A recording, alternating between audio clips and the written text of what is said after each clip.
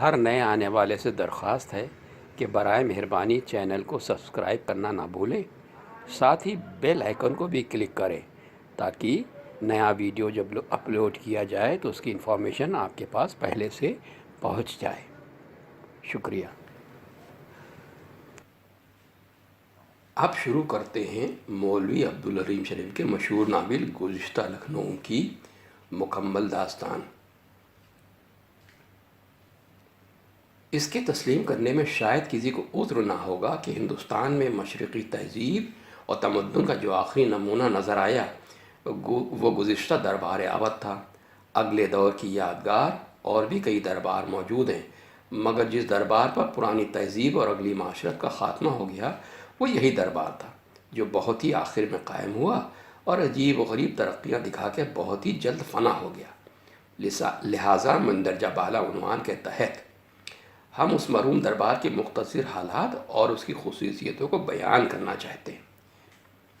اس کے تسلیم کرنے میں بھی شاید کسی کو عذر نہ ہوگا کہ جس خطۂ زمین پر یہ پچھلا دربار قائم ہوا، اس کی وقت اور اہمیت ہندوستان کے تمام صوبوں سے بڑھی ہوئی ہے۔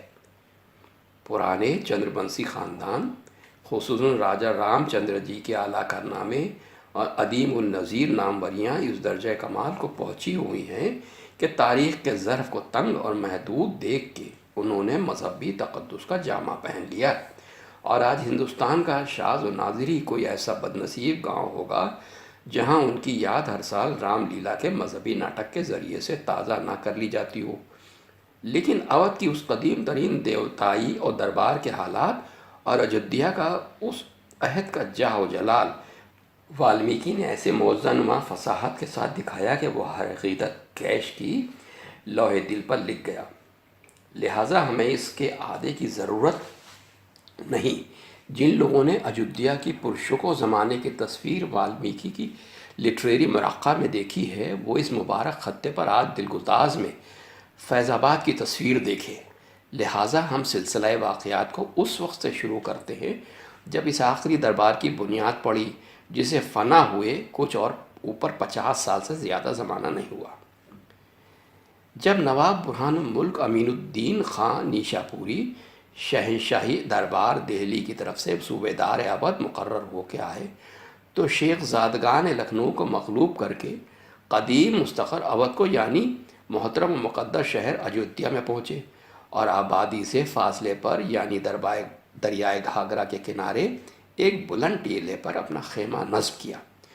چونکہ انتظام صوبے کی ماہویت میں انہیں عالی شان عمارت بنانے کی فرصت نہ تھی، اور نہ ہی اپنی سادہ مزاجی کی وجہ سے ایسے نمائشی کر و فر کا انہیں شوق تھا، اس لیے ایک زمانے تک خیموں میں بسر کی، اور جب چند روز کے بعد انہیں برسات میں تکلیف ہوئی تو تھوڑی دور ہٹ کے ایک مناسب مقام پر اپنے لیے ایک چھپر بنوایا۔ پھر اس کے بعد اس چھپر کے گرد کچی دیوار کا ایک بہت وسیع مربع حصار کھنچوا لیا، جس کے چاروں کونوں پر قلعہ بندی کی شان سے 4 کچے برج بنوا دیے تاکہ گرد و پیش کی نگرانی کی جا سکے۔ یہ احاطہ اس قدر وسیع تھا کہ اس کے اندر متعدد رسالے، پلٹنیں، توپ خانے، استبل اور دیگر ضروری کارخانے آسانی سے رہ سکتے تھے۔ برہان الملک کو چونکہ عمارت کا شوق نہ تھا، اس لیے ان کے زنانے اور بیگمات کے قیام کے لیے بھی کچے ہی مکانات بنا لیے گئے۔ غرض اس کچے بنگلے میں اس کا والی اودھ جب اسے اضلاع کے دورے اور سفر ہائے حکمرانی سے فراغت ہوتی، آرام و آسائش کے ساتھ رہتا تھا اور کسی بات کی شکایت نہ تھی، اور اس کا یہ دارالعمارت چند روز میں بنگلہ کے نام سے مشہور ہو گیا۔ برہان الملک کے انتقال کے بعد جب نواب صفدرجنگ کا زمانہ شروع ہوا تو یہ بستی فیض آباد میں شروع ہوئی۔ یہ ہے بنیاد شہر فیض آباد کی، جس نے اپنے بننے اور بگڑنے کی صورت میں لکھنؤ کو بھی مات کر دیا۔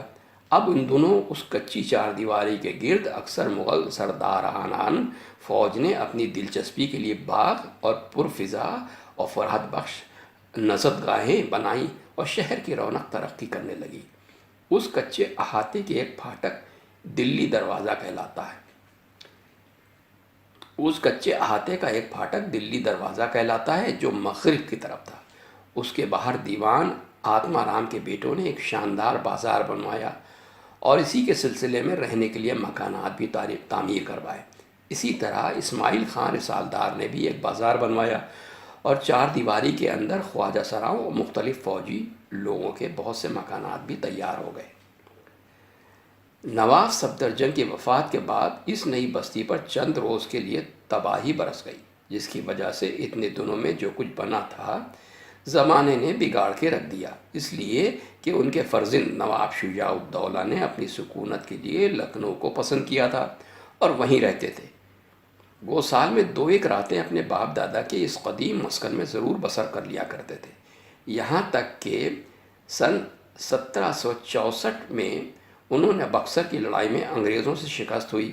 اس وقت وہ کمال بے سر و سامانی سے بھاگتے ہوئے فیض آباد میں چل آئے اور وہاں کے قلعے میں جو کچھ ساز و سامان موجود پایا لے کے راتوں رات چل کھڑے ہوئے اور لکھنؤ پہنچے۔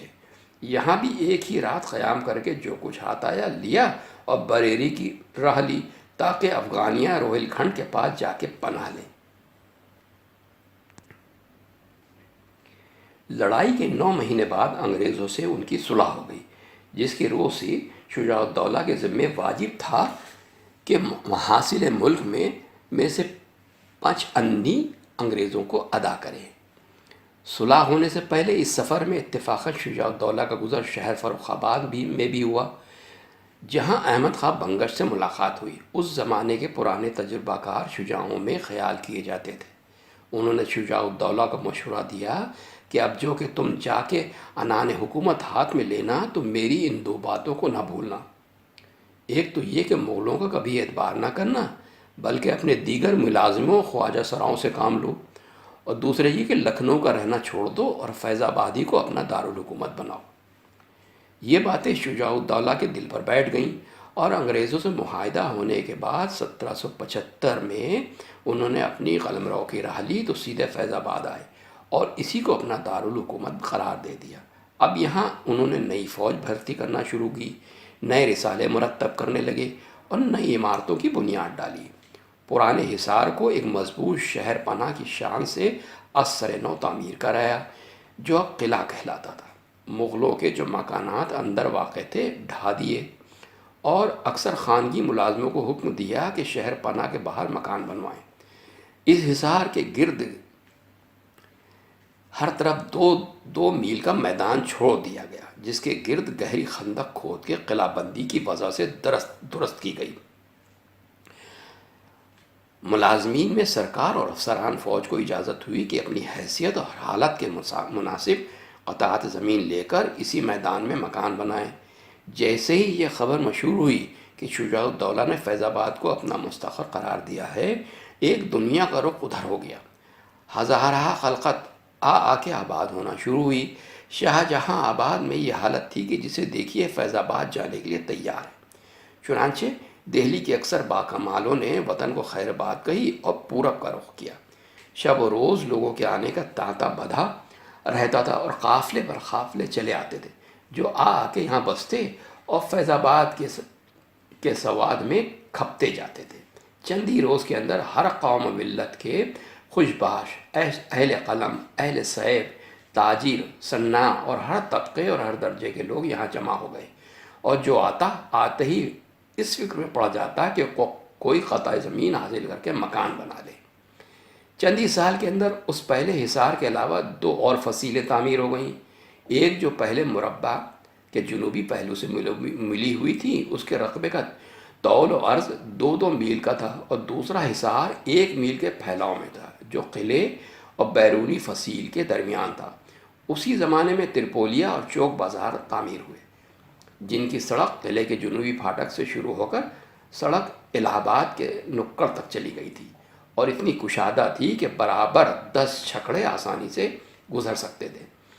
فصیل شہر کا آثار زمین کے پاس چاہے جتنا ہو، درمیان میں 10 گز سے کم نہ تھا، جو اوپر پہنچ کر 5 گز رہ گیا تھا۔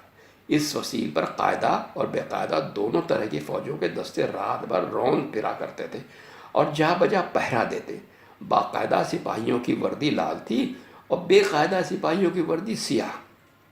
انہی سپاہیوں کی ضرورت سے برسات میں جا بجا چھپر ڈال دیے جاتے۔ مگر برسات کے ختم ہوتے ہی آگ لگنے کے اندیشے سے وہ لازمی طور پر اتار ڈالے جاتے تھے۔ چنانچہ صرف فصیل کی دیواروں کے لیے ہر سال تقریباً 1,00,000 چھپر چھپائے اور 4 مہینے بعد نوچ کر پھینک دیے جاتے تھے۔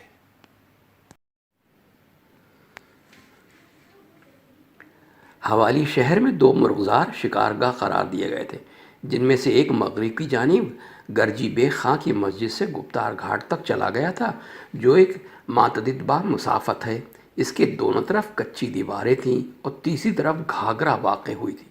ان میں ہرن، چیتل، باراسنگے، نیل گائے وغیرہ شکار کے جانور کثرت سے چھوڑے گئے تھے، جو نہایت آزادی سے چھٹے چھٹے پھرتے اور بھڑکتے ہوئے چوکڑیاں بھرنے لگتے۔ دوسری شکارگاہ شہر سے مشرق کی طرف موضع جنورہ اور چھاونی گوشائی سے دریا کے کنارے تک تھی، جس کا پھیلاؤ 6 میل کا تھا۔ اس کے رقبے میں 11 موضع اور ان کی اراضی آ گئی تھی، مگر یہ شکارگاہ ناتمام ہی رہی اور اس کے نوبت نہ آئی کہ اس میں وحشی جانور چھوڑے جائیں۔